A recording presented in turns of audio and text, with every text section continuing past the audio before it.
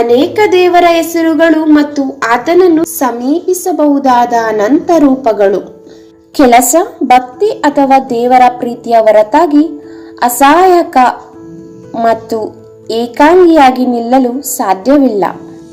ಜಗತ್ತು ನಿಜವಾಗಿಯೂ ಸತ್ಯ ಮತ್ತು ನಂಬಿಕೆಯ ಮಿಶ್ರಣವಾಗಿದೆ.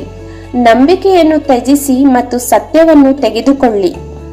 ನೀವು ಹುಚ್ಚರಾಗಿರಬೇಕು. ಅದು ಪ್ರಪಂಚದ ವಿಷಯಗಳಿಗಾಗಿ ಅಲ್ಲ, ದೇವರ ಪ್ರೀತಿಯಿಂದ ಹುಚ್ಚರಾಗಿರಿ.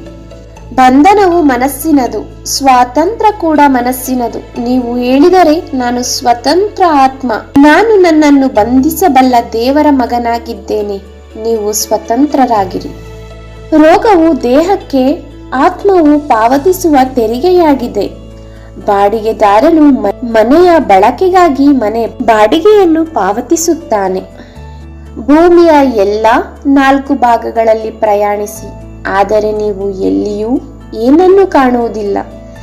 ಏನಿದೆಯೋ ಅದು ಇಲ್ಲಿ ಮಾತ್ರ.